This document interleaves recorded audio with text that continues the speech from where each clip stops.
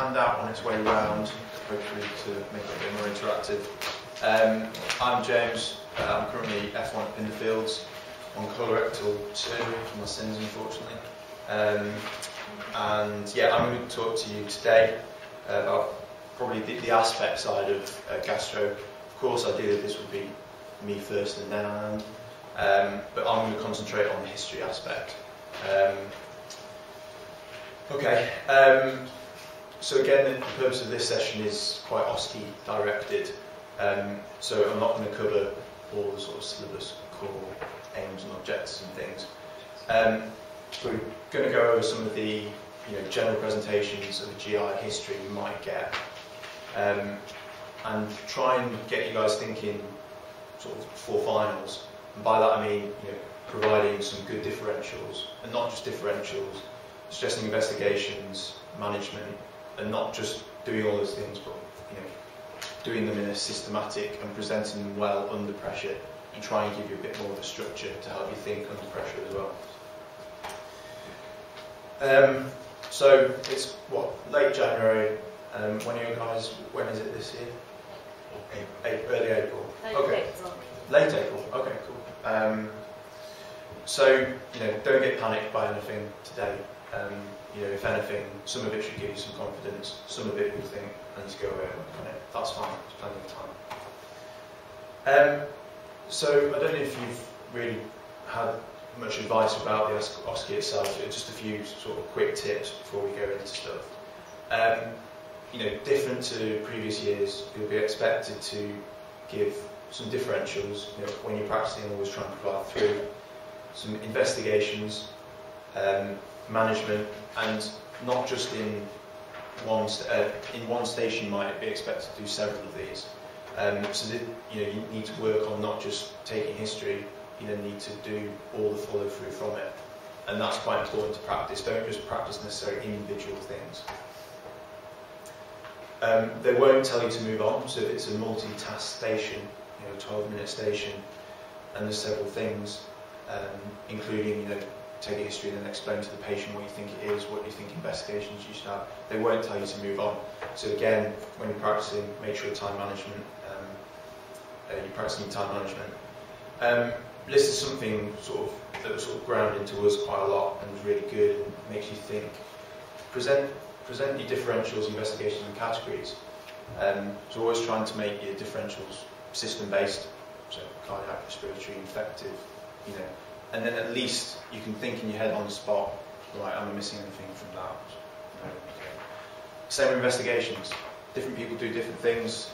I did sort of bedside tests, so simple non-invasive things during dip, separated in blood tests, and then I said any imaging. So whether that be ultrasound, CT, plus minus a CT. So you always start with your basic investigations, but you're going to be ordering, not go straight in with an MRI, CT and things. And again, it's not just third-year histories anymore, it's histories with a focus. You've got to show evidence that you're covering, we'll go on, and this sort of upper abdo pain that I cover, it's important. Upper abdo pain can be cardiac related, it can be pneumonia, and you've got to try and show evidence to them that that's what's going through your head as well. And yeah, making your own scenarios as well, because that actually makes you learn the stuff. If I said to you, can you make a history and scenario for an MRI or something, and it would actually make you think, do the past medical history, think what drugs you might be on. That also gets you thinking as well. So the first sort of rough topic I'm going to cover, dysphagia and dyspepsia. So again, reasonably common presentations.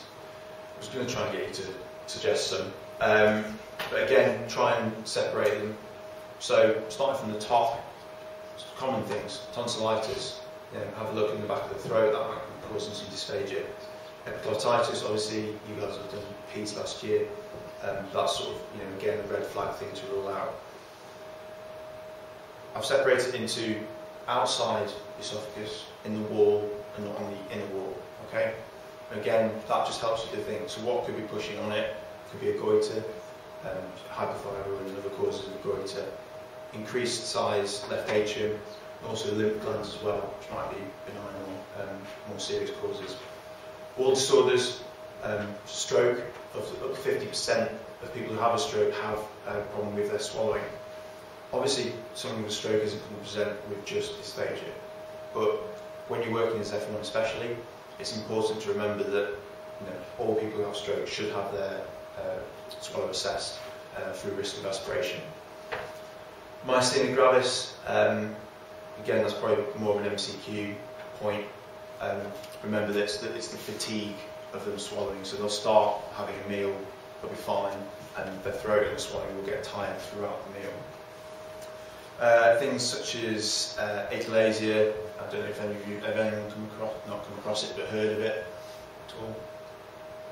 Yes, no? Yeah, what is it?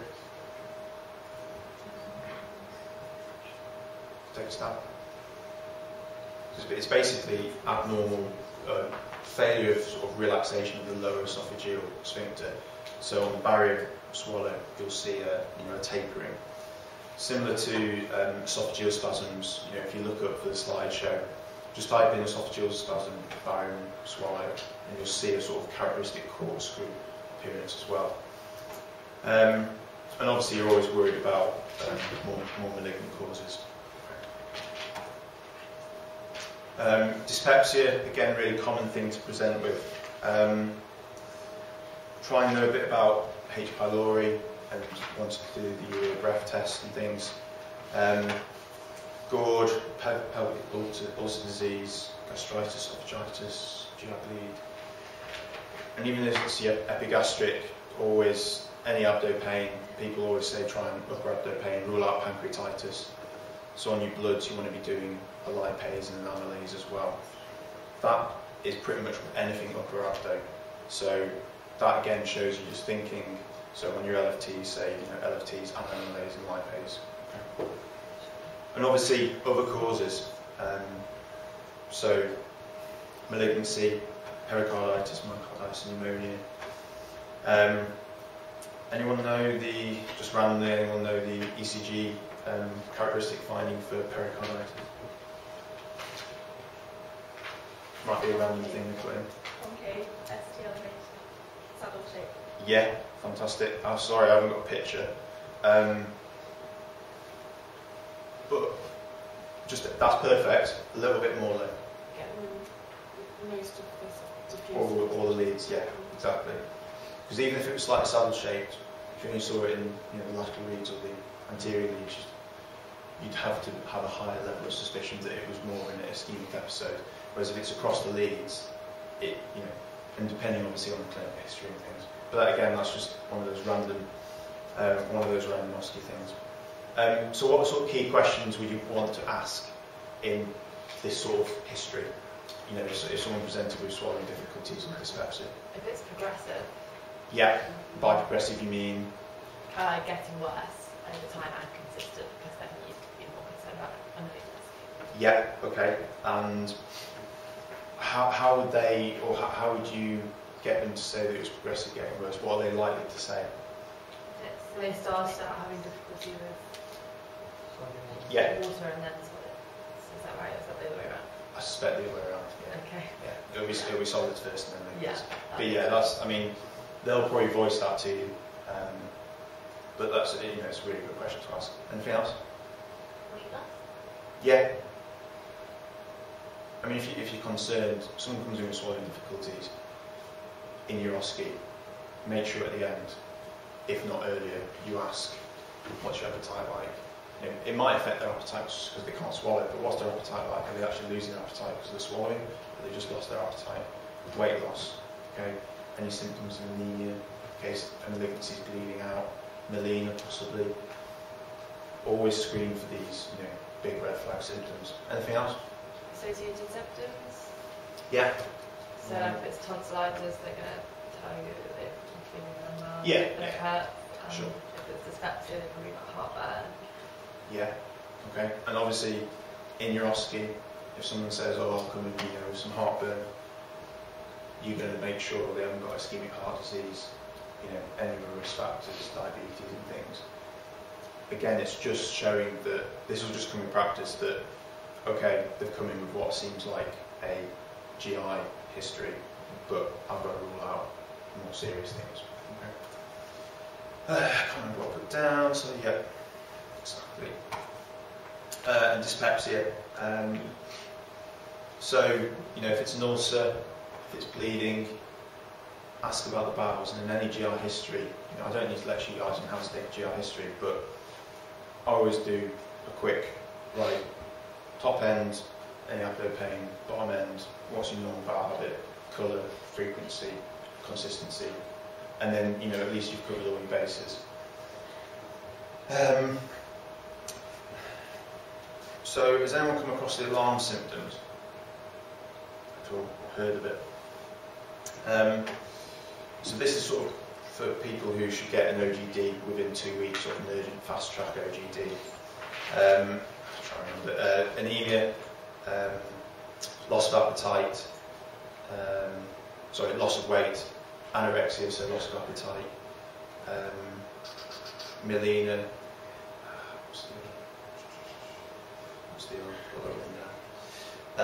Recent onset and swallowing difficulty as well. And VBAD's another sort of mnemonic for that as well. Vomiting, bleeding, abdo pain or weight loss, and dysphagia. Remember melena as well, they might check if they're on iron supplements, because that turns your stool bladders. Loads of times I've been sort of called to see people who've got melena, but the most likely reason is that they're actually just on iron supplements. Okay, on the handout, trying to make this kind of interactive, we'll just do a little practice scenario. So if you guys pair up, one of you be the patient, one of you be the F1. Whoever's going to be the F1, just have a quick read of that.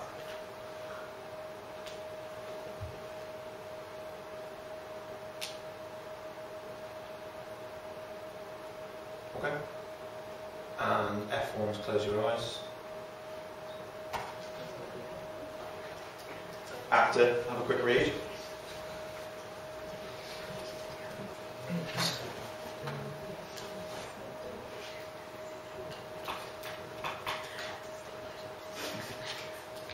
Be creative.